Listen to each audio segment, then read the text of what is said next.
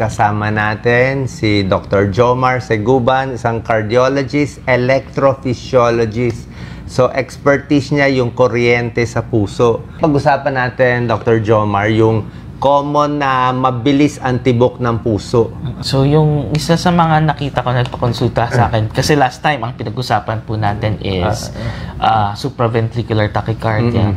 Pero yung pasyente kung nagpa-check up sa akin, ang problema po niya is ventricular tachycardia naman. So may mga mabibilis na tibok ng puso sa upper, ang cause is nasa upper portion ng heart. Meron pong mabilis na tibok ng puso dun sa lower portion naman ng puso. So, ang ventricular tachycardia, yan ata ang pinaka nakakatakot na arrhythmia? Yan ba yung pinaka-deadly sa lahat? Wala na siguro mas deadly. Kasi ang problema, pag ang lower part ng heart natin naging mabilis, ito bumilis. Kung makikita natin yung lower portion ng heart natin, siya yung malaking portion ng puso natin na nagsusupply mismo ng blood sa katawan natin. Okay. So, kung ang normal na tibok ng puso, 60 to 100, at ang lower portion mo bumilis ng 150 o more than pa, hindi po magiging effective yung pag-pump niya. At nawawalan po ng supply yung utak natin at buong katawan natin pag nagkaroon po ng ventricular tachycardia. So parang mas okay pa na itong atrial ang magka-problema? A little less? A little less, pero kasi yung upper portion ng heart natin, pwede kasi siyang ma-regulate. Anong ibig sabihin?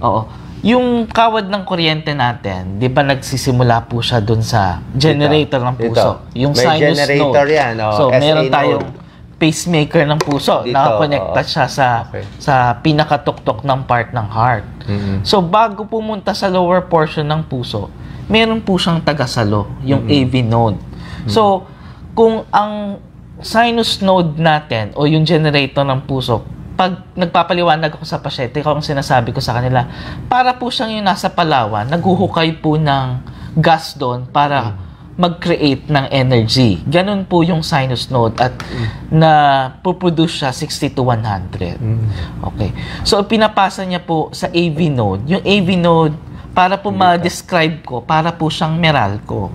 Hindi po siya nagpo-produce ng kuryente, pero siya po yung daanan at nagdi-distribute. So, di ba ang Meralco, distributor po siya ng kuryente. Kailangan po niya ng distributor, lalong-lalo na dun sa lower portion ng heart.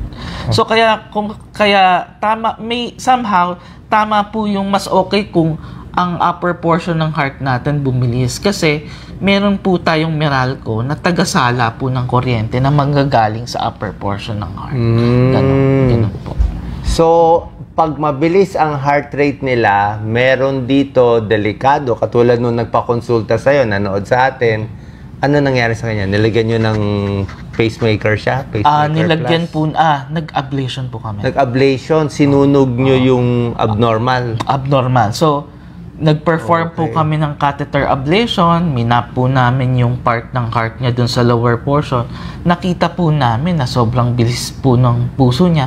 Pag napunta po kami dun sa area ng abnormal po yung muscle ng heart, nagkakaroon po ng ventricular tachycardia. Anong part yun? Yung sa pasyente mo? Anong banda rito? Banda po dito. So, sa right portion ng heart, ang tawag po namin is right ventricular outflow tract po. So, meron siyang abnormal na laman dito. Pinanganak siyang ganun. Meron po. Tama po kayo. Dahil doon sa meron siyang inborn na parang peklat dyan, yun ang nagpapatibok na mabilis. Bakit may tao may abnormal na parang laman dyan, may tao hindi naman? So, yun. Siyempre, pag pinanganak po tayo, yung muscle po kasi ng puso natin, nagkakaroon po siya ng, siyempre yung nagde-develop po siya. Pero sa course ng development, may part po dun sa muscle na naiiwan. At pwedeng po yun po yung pagsimulan ng mga abnormal beat po. So, parang malas lang talaga. Or minsan baka yung nanay naninigarilyo o 'di ba hindi natin masabi. So anyway, marami sa kababayan natin merong mga abnormal na heartbeat na delikado. Yun ang gusto natin mahuli. So, ano muna mga sintomas mararamdaman nila, Dr. Jomar? So, yung iba, nagkakaroon po sila ng pagkabog ng dibdib. Kabog.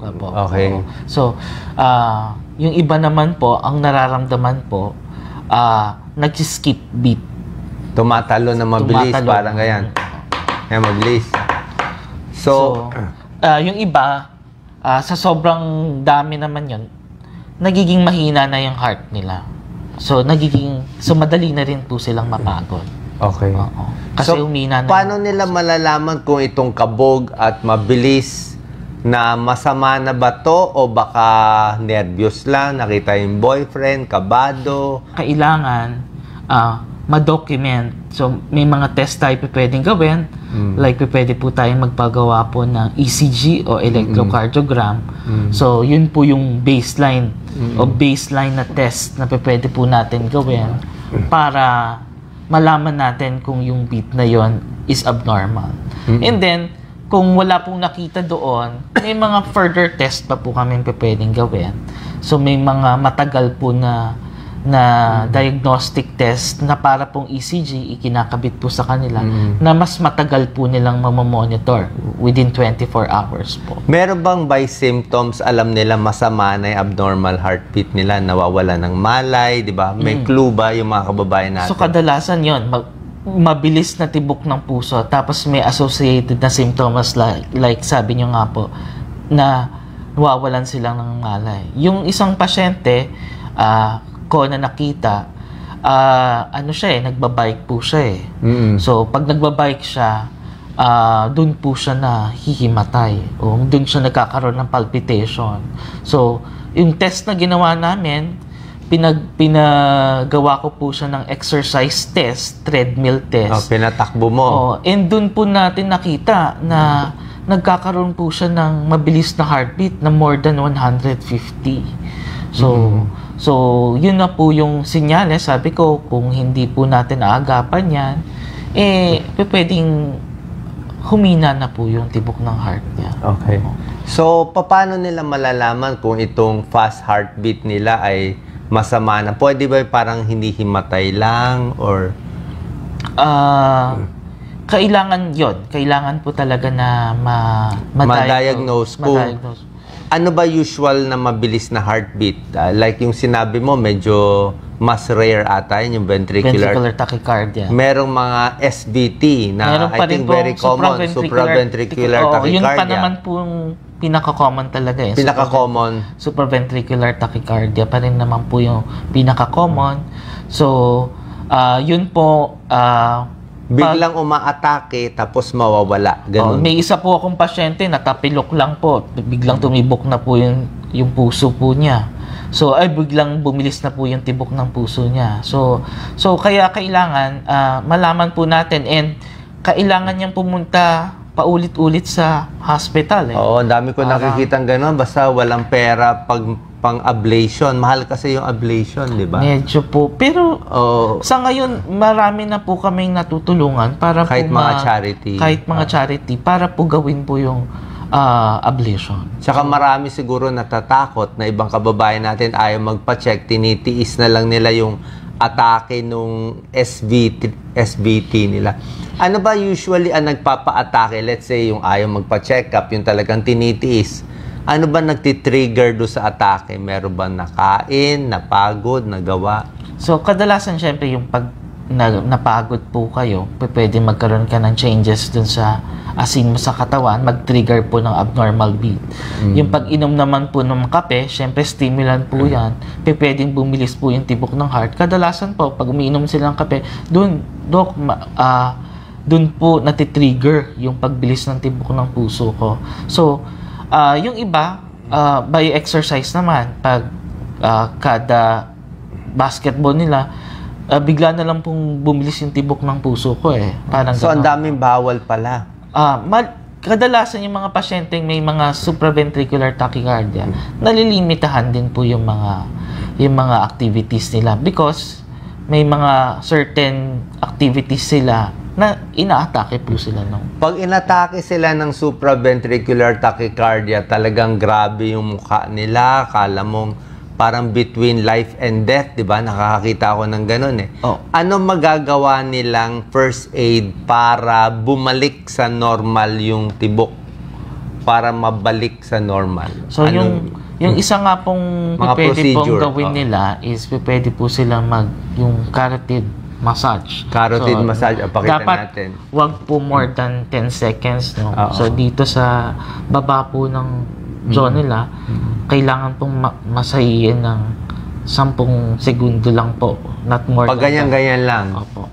One side lang. Babagal yung heart rate. Babagal yung heart rate. Pero kung despite yung ginawa po na maneuver na yon at hindi po bumagal yung tibok ng puso, better po na pumunta na po sila sa pinakamalapit na hospital pa rin. Meron pa ba ibang technique? Like yung iba parang iire o nagbubuhos ng malamig na tubig sa mukha? Pwede po yun. Pumigil po ng paghinga for a certain seconds po para po pabagalin po yung heart rate. Ganun po. Oo. Tapos, meron pa sila ibang first aid na magagawa habang nandun. Yung iba ata, inuubo. Pwede na ba yun yung coughing? Pwede pong pigil ng paghinga, pwede rin po ang pag-ubo. Tapos yung sinabi ko pong carotid massage po. So, pag nagpa-check sila, ECG lang makikita na yung problema, di ba? Ano bang mga test? Sa ECG kadalasan, mas maganda kung gagawin nila yung ECG pag meron po silang simptomas. Kung meron may atake. Para po syempre makita natin, ito ba yung nararamdaman mo pag meron kang palpitation o mabilis na tibok ng puso. Tapos, anong procedure nga? Parang wala silang choice dito sa ablation eh. Na sabi mo nga, si Doc Jomar, connected ka sa Manila Doctors Hospital, sa Medical Center Manila, saka sa Asian Hospital. Nakakagawa na ba ng ablation doon? Unfortunately, dun po sa mga hospitals na ito, wala pa pong radiofrequency ablation. So, ang mga institutions po na meron po tayong ablation is Philippine Heart Center, kung saan po ako konektado, sa St. Luke's Global, sa Philippine General Hospital po. Meron din sila. So, mapapakita ba natin? Meron bang procedure doon? Paano siya ginagawa? So, yung procedure na ginagawa namin, meron po kami mga wires na inilalagay po sa loob ng heart. Meron po din sa lower portion, meron po sa upper portion, para gagawin po namin siyang marker para makita po namin yung daloy po ng kuryente sa puso through that catheter na ilalagay. Tapos, pag nalagay na po namin yon, gagamit po kami ng computer para magbigay po ng signal. So, during the test, kung sila po ay may SVT, kailangan po namin ma-produce yung SVT during the test para malaman po natin na kung pero maglalagay na ng wire yon. Maglalagay po kami ng wire. Yung wire na yon, diagnostic wire siya. Para po malaman namin kung ano yung SVT niya. So, pag nalaman na po namin yung SVT, tiyak na po kami na kung anong parte ng heart na yun ang susunugin namin, tsaka po kami magsusunog. Normally, nasaan nakatago yung SVT na abnormal na parang peklat sa puso nila? Anong area? So, normally, pwede pong sa AV node. Nandito sa AV node? AV node, mismo sa gitna. Meron naman pong mga abnormal na wire. So, anywhere in between the upper portion ng heart sa lower portion, meron pong mga abnormal na wire doon. Ang tawag po namin is accessory pathway. Yun yung hinahanap namin para yun yung parte na susunugin namin. Mga ganong katagal itong procedure? So, yung procedure normally, mga 3 to 4 hours po, ginagawa po yung ablation procedure. 3 to 4 hours? Malaki naman yung success rate? Mataas na po ang success rate ngayon. More than 95% na po ang success rate of doing the procedure. Since yung procedure po na ito, since kung malalaman po namin, madadiagnose namin yung supraventricular tachycardia, Pag nasunog na po namin yung area na abnormal, magaling na po ang pasyente. So, curative po yung procedure. Meron ba mga gamot na pwede ibigay muna sa fast heart rate? May mga gamot. Oo. Ano yung mga possible na pwede ibigay Pwede po na magbigay ng beta blocker. Pwede po magbigay po ng like mga metoprolol. Propranolol. Ano maganda? Propranolol, metoprolol. Ano mga choices ninyo usually? Usually po, metoprolol po ang binibigay namin. Okay. Tapos, So nakakapigil ng SVT siya? Kasi yung mekanismo ng metoprolol is pabagalin po yung heartbeat. Pero, kung tatanungin niyo po ako sa napag-aralan ko, yung epektibo po nung pag-inom ng gamot is nasa 40 to 60%. As compared dun sa ablation, na pag ginawa po yung ablation, 95% po yung success rate. So, medyo mataas po yung percentage ng success niya kumpara dun sa gamutan. Oras na nag-SVT ba isang beses, kailangan na mag-ablation o pwedeng gamutan muna? Pwede po munang, kung tatanungin niyo po ako, at may SVT na po ang pasyente, na-diagnose na po siya, nakita na po namin SVT, pag magpapakonsulta po sa akin, ang sinasabi ko sa kanila, sa ngayon, ang recommendation, mas mataas na po ang ablation kumpara sa gamutan. Pero, naiintindihan ko naman po na sa sitwasyon natin, hindi naman po lahat makakapagpa-ablate agad. Kaya, pwede pong magbigay pa rin po ng initial na gamot habang naghihintay po sa definitive na management, which is yung ablation.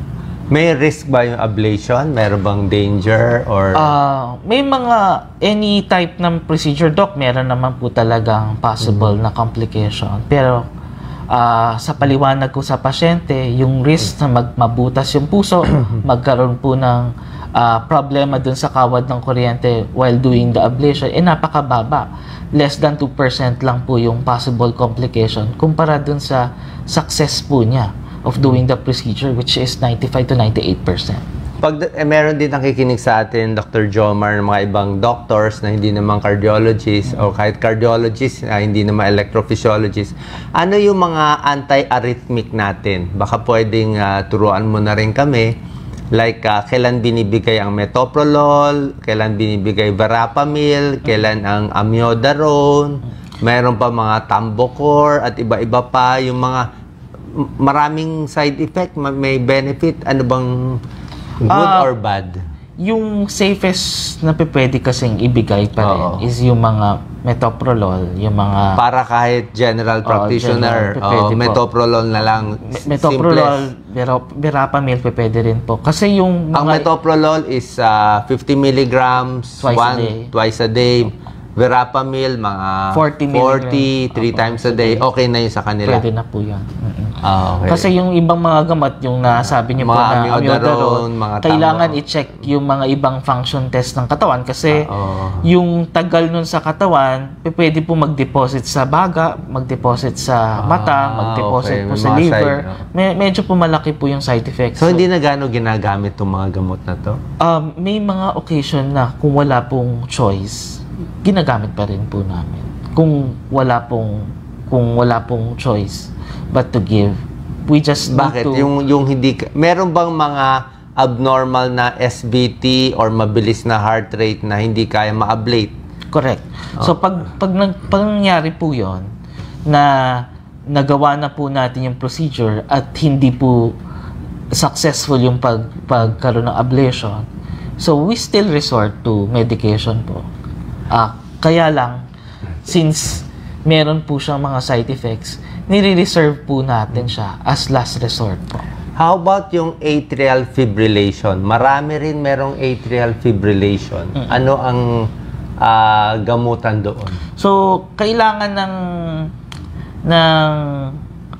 tao na maintindihan kung ano yung atrial fibrillation. So, yung atrial fibrillation kasi, atrial meaning yung upper portion ng heart natin, bumibilis yung tibok ng puso. At kadalasan, irregular po siya. So, ang normal na tibok ng heart natin is 60 to 100. Pero sa atrial fibrillation, yung upper portion ng heart natin tumitibok siya ng around 300 to 600 beats per minute. So napakabilis nun. So, yung upper portion mo, 300 to 600 beats per minute. Kadalasan, pag tumitibok ng ganun yung upper portion ng heart, nagkakaroon ng blood clot kasi hindi effective yung pag-pump niya. So, yun naman ang problema sa mga pasyente po may atrial fibrillation kasi yung upper portion ng heart, since nagkakaroon po ng nag-stagnate po o humihinto yung blood doon, pwede po magkaroon ng blood clot. And isa sa mga kailangan natin gawin is magbigay ng mga gamot para hindi po magkaroon ng blood clot doon at yung risk nila magkaroon ng stroke. Ano ba binibigay ngayon para hindi mag-blood clot? Ano bang usually na binibigay? Yung kadalasan ang binibigay po namin warfarin, pero ngayon may mga bago na po tayong mga gamot, yung tinatawag natin direct na oral anticoagulation po, anticoagulant, yung mga apixaban, dabigatran, rivaroxaban, tsaka edoxaban po. So ito yung dati kasi yung warfarin, pag binigay yon, kailangan i-monitor po yung 3 hanggang 1 week. May kailangan na blood test at may kailangan po na target na pro-time mo pa. Para po ma-maintain yung level at hindi sila blood clot. So itong mga gamot na to for atrial fibrillation, so binibigay po namin para at least hindi po mag-blood clot at hindi na kailangan ng regular ng monitoring ng blood to maintain yung para hindi sila mag-blood clot. Pag atrial fibrillation, kaya ba i-convert siya to normal o meron bang ablation din doon o wala? So, sa atrial fibrillation, yung management na po ngayon is pag na-diagnose ka agad, meaning ngayon ka palang na-diagnose, kailangan mo talagang mas mainam na i-convert pa rin siya dun sa normal na rhythm. Paano mo siya ko-convert? So, isa sa mga pwede pong gawin is pwede pong magbigay ng medication. So, meron pang-convert? So, ang mga pang-convert po natin, yung amiodarone, isa yon. So, amiodarone pwede ibigay for 1 week, itatry kung pwede siyang mabalik sa normal na rhythm. So, ang isa naman pong way is through cardioversion. Direct kukuryentehin. So, maglalagay po kami ng patch dun sa dibdib at magbibigay po kami ng energy o isa-shock namin yung patient para ma-reset po yung puso to normal na rhythm. 50 to 100? Ano po, more than 100 joules po. 100. 100 to 300 joules Hindi po. naman hihinto yung puso. Siyempre po, pag sinak mo, mayroon pong may chance na huminto. So, kaya kailangan gawin siya sa isang facility na kumpleto rin kung sakali pong mangyari po yon. And kadalasan, pag kailangan po i-cardiovert ang pasyente, we do it in telemetry room, tapos may anesthesiologist po para po to assist us para tulog po yung pasyente. So, mas maganda i-convert kung kaya i-convert. Kung maliit pa yung puso. Lalo na kung maliit ang puso. Tapos yung huli nga po is yung catheter ablation, which is... Meron ba ma-ablate sa atrial fibrillation? Hindi ba parang kung saan-saan lang naglalabasan yun dito? Kadalasan, yung napag-aralan kasi na yung atrial fibrillation nanggagaling dun sa pulmonary veins dito po sa likod ng heart. Sa likod ng gagaling. So, yung so dito po. So, dito ito, may mga veins. syempre yung nag-form na naman yung heart natin ng bata tayo, nagkaroon. So, dito nang gagaling. Dito po. Ano yun? Parang may peklat siya dyan? Meron naiwan na muscle dun sa mga pulmonary veins. Tapos, yung mga abnormal beat na yan, pumapasok siya sa loob ng heart natin. Tapos yung nagtitrigger ng abnormal beat. So, kaya ang ginagawa po namin, itong likod ng puso, kailangan po namin sunugin para yung mga abnormal beat na galing po sa likod ng heart, hindi na po pumasok sa loob ng puso. Dati, pagkakaalam ko, hindi pa na-ablate yung atrial fibrillation. Ngayon, pwede na pala ma-ablate. Bago lang to, past 10 years siguro. Past 10 years, sir. At ngayon, meron na tayong technology. Kaya gawin dito? Opo. Nagagawa mo rin to? Nagagawa na po namin. Maganda na rin po yung volume of patients namin na ginawa namin yung atrial fibrillation. Mataas na rin po yung success rate namin with the use of technology po na 3D mapping. Okay. Last question. Yung mga ibang kababayan natin, syempre, yung ibang mayayaman o isasabihin nila mag-a-abroad na lang ako. Mas gusto ko sa abroad, mas safe sa Singapore, sa US. Ano na ba yung level ng expertise natin? I mean, we have to ask this question na at par na tayo pag dito na mas mura kaysa sa iba. Ano sa tingin mo, Dr. I can Jomar? say naman po na kaya nga po kami, Doc, nag-aral din abroad so that we can also apply yung mga knowledge namin dito po sa Philippines at magbigay po tayo ng serbisyo. So I can say naman po na dati kung 10 years hindi po natin nagagawa yung atrial fibrillation ablation, ngayon nagagawa na po natin siya dito. So yung mga mahihirap po na abnormal rhythm, na ventricular tachycardia, nagagawa na rin po natin dito. Sa ngayon, nandito na rin po sa atin yung technology para po magawa yung... Meron bang special equipment na kailangan dito sa ablation? Mas high-tech ba sa abroad? Baka, kumbaga sa iPhone, 14 sila, tayo mas luma ba? O at par na yung mga equipment natin? Siyempre, may mga bago pa rin technology sa abroad na wala pa rin sa atin. Aminado naman po tayo doon.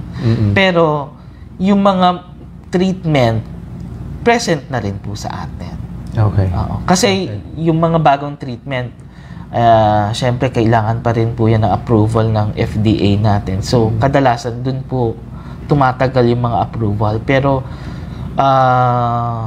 we can perform the procedures na po dito sa Philippines. Okay.